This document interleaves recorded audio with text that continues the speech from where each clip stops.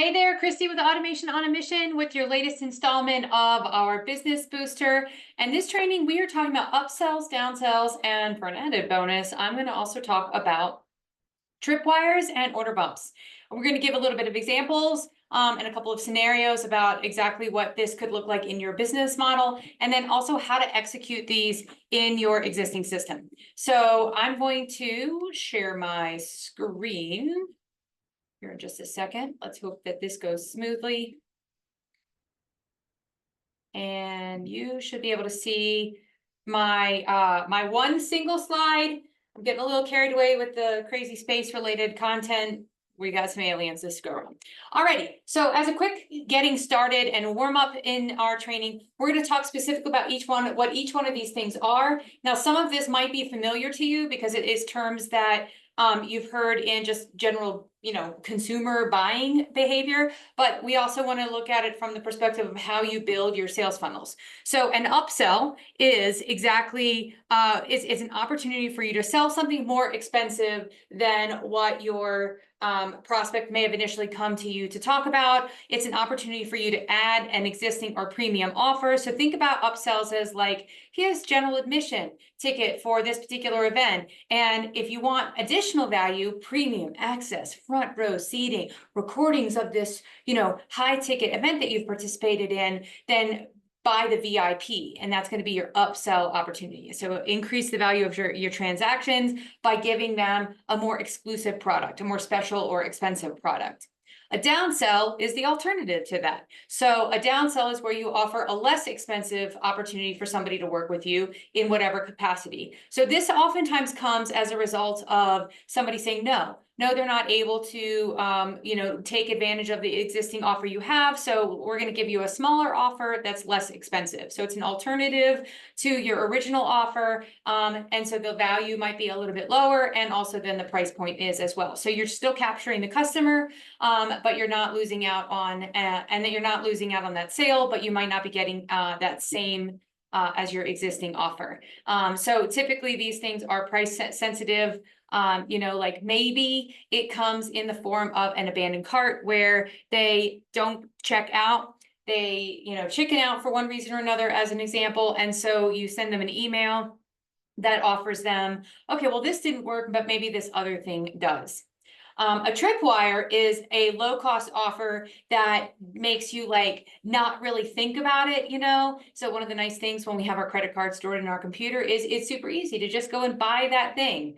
I don't know about you all, but I live in the world of marketing. I like to see what other people do, and sometimes I will buy people's tripwires just to see what else is out there in the world. So a common tripwire that gets me are people who sell social media planners, blog content, email swipe copy. Now, less of this is enticing to me today than it was, 2 or 3 years ago, thanks to AI. But back then, it was something that would help me, or I usually thought it would help save me a little bit of time. And so I'm going to give it a shot. And also there's no real loss if I spend the $7 and you don't change my world overnight. So a tripwire is something that is just above that free threshold. It's not going to make you complain to Consumer Reports about it. You're not going to be totally devastated if it doesn't deliver on all of its promises, but it's a way for you to make money in your business. Another way a tripwire might work, and we actually have this in, so we're launching a masterclass this week. It is a free masterclass for this specific audience, and a tripwire in our case is get a strategy session with me for $97. Now, usually that's not just above the free threshold, but it is on the back end of a free offer. So you might consider that an order bump. You might consider that a tripwire. I think of that more like a tripwire because I'm going to try to get you more engaged in my business than just signing up for a free class or training that you may or may never watch. You're going to have more skin in the game if you sign up for that strategy call to talk about implementation. And then the order bump is actually my favorite. So the order bump is something that can be done in our system. It can be done on the sales page and it can be done on the thank you page. So an order bump is a small add-on offer. I like to give the examples when I do training videos of you sell the pink sneakers and your order bump is the sparkly pink shoelaces or the yellow shoelaces for an extra $7. Or you sell the pink sneakers on your sales page and on the thank you page, you offer the order bump and it's a single click. We call it a single click upsell, but it's also considered an order bump because it's just adding on additional value to your product that you've already sold. So in this situation, it could be as a part of that initial checkout. Oh, what's one more thing? Where do we see order bumps really successful? Who is the company that comes to mind first and foremost? The ones that sort of championed this in our world, McDonald's. Think about the first time that the value meal was rolled out and yeah, we're going to bundle all these things. And you're going to get your cheeseburger and your French fries and your soda pop. And back then it was like $2.99. And then they will upsell you or give you this order bump of for an additional 99 cents, you can supersize it. So an order bump at McDonald's is making your meal a large meal versus a medium. So there would be a simple example of, and we just love a little bit of value as buyers, right? Okay, so I want to show you a couple of examples of what this looks like in real time. I'm going to show you that upsell opportunity or the order bump, whatever you want to call it. Now, like, I'm going to use the terms interchangeably. What's important is less about whether or not you use the right vocabulary and more about you know how to implement this in your business. So I'm just going to click my pause button.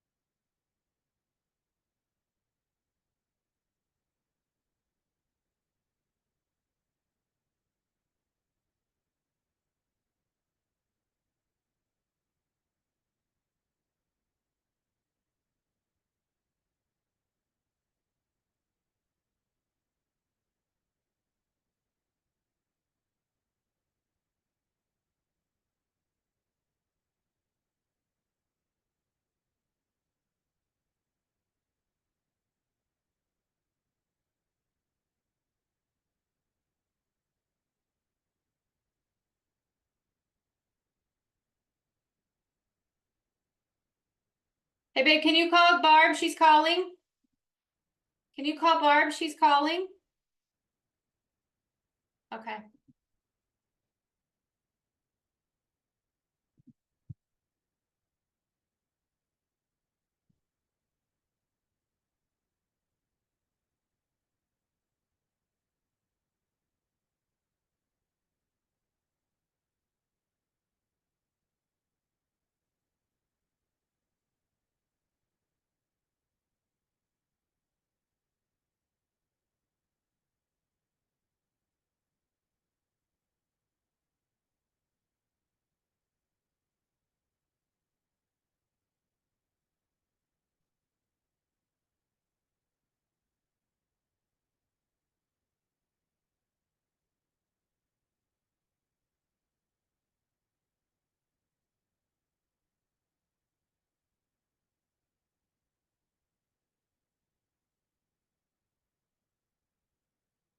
Okay, so I wanted to give some examples of what each of these look like and also how we go about achieving them. So for starters, we talked a little bit about this upsell opportunity and an order bump opportunity, and I want to show a couple of different situations. And we're going to use this page as an example as well. So this is the thank you page for my masterclass. So I greet them, congratulations. Somebody's name would normally be in here. And then I give them the details about how they can go about accessing and watching their recording. And then I also offer them, instead of just like that being that, thank you so much for registering for my free events.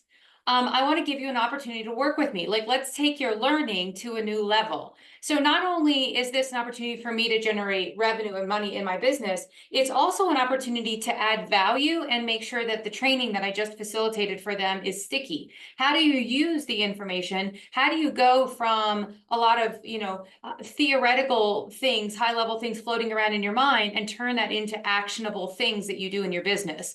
How many times have you watched a webinar or a training, and then you're like, I have no idea what to do about that? So I figured, why not add a little bit of one-on-one time with me, and I'm going to make it an irresistible offer. So normally this strategy session is $347. So I'm going to offer it for this limited time offer when you're on this page for $97. So on my thank you page, now they haven't bought anything. So in this case, this would be a higher ticket tripwire because it's not a single click opportunity. So if I click on the button here, let me just make sure I can refresh my page again. And please work. Okay, so there you go. So I've got my checkout form and I'm offering that strategy session and a chance for them to buy. So they get to the thank you page and I'm trying to sell them something that's going to require they make a payment. So up to this point, there's been no financial risk for them. But if they want time with me on my calendar, they're going to need to buy it. Okay, so that's just a single. You got the free thing. I'm going to give you the tripwire on the thank you page. It could be a $97 product if it's got enough value. It could also be, let's say you give a white paper and it's on a topic that's specifically in your wheelhouse, but you also have an ebook that's a far more in-depth version of that same white paper. The white paper is sort of a preview, but your ebook, let's say your ebook is like you sell it for $12. That's a perfect tripwire, a great thing to put that on your thank you page. Download your white paper here, but if you want more help, if you want more support, if you want more transformation, buy my ebook. I go into even more greater detail. And you can do that also in an email as well, in terms of a follow-up. So as we go over to our funnel, so I'm in my sites and I've got my funnel. So when I open up my funnel for the first time, remember that tripwire was on the thank you page. So in Automation on a Mission, the products are connected to a specific step in your funnel. So if I go to my thank you page and I click on my products, this is where I'm going to put that product, not on the opt-in page, because the opt-in page isn't selling anything. The thank you page is. So if I wanted to create my upsell or my tripwire on my thank you page, I go to my thank you page, I go to my products, and I can go in and add my specific product. Now, I'm nerdy enough that I also want to know the difference between whether or not you booked a strategy session for $347 or if you booked an order bump strategy session for 97. So I actually created 2 separate products, and my product is called order bump strategy session, but that's not public facing because the fact that I call it an order bump doesn't necessarily jive on the whole sales process. So what they see is strategy session with Christy, and what I see is order bump strategy session. So I get to control exactly what that looks like visually for the client, for the customer. So if we do that, and so let's look at that from a couple of other scenarios as well. So let's see, I've got a lot of different gadgets and gizmos that I can work off of on our, I guess I did a cleanup in here that's not nearly as fun as I thought. Okay, so here's a sales page. We're selling our bear painting. I think it was a digital product. So here's our sample product. And let's go back. I want you to see what this looks like in real time. So, because we're not teaching on how to build the order forms and things like that. So opt in or purchase my cool widget. My cool widget costs $100, right? So I got there by on my sales page, selling my cool widget. My product is my cool widget. So if we go into the sales page itself, where we edit it, remember, we're not putting the product at this page stage, we're putting it in the tab called products. So over here, we just have sample data. All right, and then we've got settings related to our, sometimes my computer at least is a little, there we go, is a little sticky, kind of like that. So we have a thing here for enabling order bump, and we can add a product here. And, but in order for this to work, we have to actually put that secondary product into our product section. So let's go into our products, and we're going to add some socks. They are going to be a size medium socks, and allow multiple quantities. And I'm also I'm going to click this button here. And notice that it says it's a bump. So what happens if we come in here? Clearly, I've done a couple of teaching things here. So here's my sample product. I never know, it's been a hot minute. I'm working off of some old sales page here. So we're going to edit. We're going to go to our order form, click on advanced. Where did you go? Enable order bump. There's my socks. Socks. Yes. Yes. All right. And then I'm going to save. This page doesn't have a link, so let's hope that I don't have to do the preview. All right. So in this case, our order bump is on the checkout form. So they're paying $100 for this. If they want to add the socks, they can do that. And it's going to add that additional $14 product to the original sale. So this is a great example of a bump to the existing order. So here we have an opportunity for them to make this order better just by adding a little bit extra. All right. So I want to give you another example that this one's going to be an upsell. And for that, I'm going to go over to our website. And one of the things that we've shifted over towards is having tiers. So that way, when we have, for example, a coaching client who's got a really small business and they just want to get started with email marketing, for example, they can do that. And when they do, when they get to the page where they go to check out, and actually I'm gonna do this a little bit differently. I'm gonna go from our actual site. So when somebody comes to our site and they click on coaches and healers, and we say get started now, it's going to take them to our section for pricing.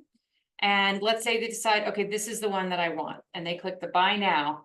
It takes them to a page that has the checkout details for the starter package. So it's our least expensive option. But what I want to do is try to get them to go a tier higher because there's more value. It's actually better economically for them if they go with that middle tier. But sometimes people are going to be driven by saving money. So in this place here, I actually am going to make you work a little harder.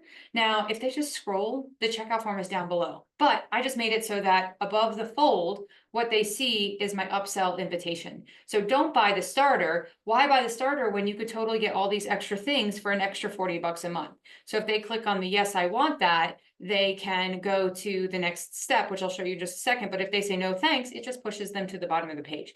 So it's just another way of, I'm not hiding this or keeping them from, I'm not restricting access. What I'm doing is really trying to make it so that they're able to see the value of the upsell, get one more chance. Okay, are you sure you want to do this? Okay, no, you want to stick with the original plan? Okay, that's fine. Let's get you checked out, and they do that. If they say, yes, I want that, then it just takes them to the next step of the that middle tier, our most valuable version, which is the professional version, and they can check out there. And I'm not asking them to jump through any hoops. I'm not asking them to work any harder. So you've heard me in previous videos talking about creating a frictionless experience. In this instance, I actually intentionally created friction. I want them to think twice before they go with the cheapest route because I want to sell them something better. So that would be your upsell opportunity. Now, I'm not doing this in this example, but here would be an opportunity for a downsell. Let's say, for example, in this situation, I'm like, hey, if this isn't the right product for you, you can go totally get the cheaper one. I'm not going to do that because that's, number one, not of service, and two, it doesn't help me maximize my sales opportunities, which is, what our job is in our business, right? But one thing I could do is, and I do have this, when someone starts the checkout process and doesn't complete the checkout process, if you abandon the cart, then I have an opportunity to follow up with an abandoned cart strategy. So if you're coming in on this page and fail to reach the thank you page, I can follow up and say, don't forget to check out. Here's, the link for where you go back and do that. And maybe I don't do it on the first time. Maybe I do, totally up to you. But maybe I do it on the second email. Maybe the professional package wasn't the right deal for you. Maybe we should get you started on the starter, because I would rather get you going with some kind of automation than no automation at all. And so I would be using that email marketing and abandoned cart strategy specifically to downsell them.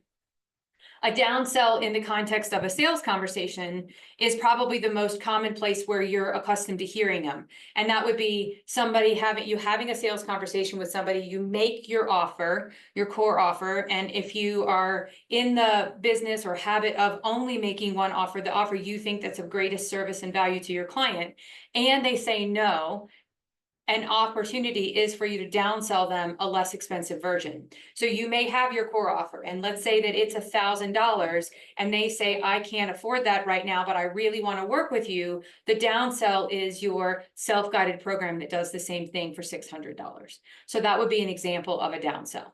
So an upsell opportunity examples I gave you were the page where you go from my starter offer, where I make you work a little extra harder to actually get to the place where you pay for that, versus click the button and upgrade to the professional. A order bump was where you buy my bear painting and also upgrade or add an additional pair of socks for $14. The other order bump opportunity I gave you, or tripwire, was where I showed you on the thank you page where here's a free event. It also could be a paid event where you offer a strategy session for an extra like click the button. But in my sample that I showed you, it was on the thank you page for a free event. Here's a discounted opportunity for you to purchase my strategy session for $97. It's regularly priced at $347. So there's a couple of different things that you can use and incorporate these different things. And what I want you to be thinking about is the best place to start is to know what your offers are. So be clear on what your products are. Make sure that you have them built into your system. So when somebody is ready to buy, you don't have to all of a sudden build all of this infrastructure. Then once you have the products created, what is the approach in terms of, this is my core offer, these are my downsells, these are my upsells, how do I create additional value in their periphery? So if you are in a service-based business where you can charge for access to you, those are great things that you can tack on, like an hour here, a strategy session there, because then you get to sample with them exactly how you create transformation. How do you help people? And then they're able to then get a taste of that so they can do more of that sort of thing with you, because, oh my God, this was the most amazing thing ever. I need more of that. All right. So that is upsells, downsells, order bumps and tripwires. The only thing that we didn't cover here is cross-selling. And I want to think that that's something that should be familiar, because if you've ever shopped and bought anything online, you are experiencing cross-selling. Cross-selling is related products. So if you go to Amazon, here, and this is actually a perfect example. I have a little compost bin that I think is the greatest thing since sliced bread. And when I bought it, it came with the hook for where I can hang my little compost bin on the side of my kitchen cabinet. And when I took it out to empty it one day, I lost the hook. And I knew well enough to know, like, I assumed if I go find my little compost bin back on Amazon, I'd find related products. And I found, when I clicked on the link and my purchase history for my compost bin, I am not the only one that has lost that little hook, because in the related products, the cross-sell products are the hooks for my compost bin.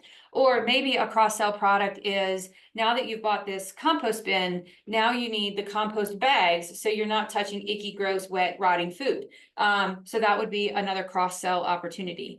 I went shopping the other day for crossbody satchels, and I had opened a whole world of satchels that are just the greatest thing since sliced bread, and also matching wallets. I didn't think I needed a wallet until I started shopping for crossbody satchels. So we're really good at consuming it. So now we just have to figure out, how do we incorporate all of this into our existing business? If you're lacking in the creativity, I want you to start thinking about what the places where you yourself are influenced by those invitations, whether that's a VIP access to something, whether that's a tripwire, something that you bought on Facebook.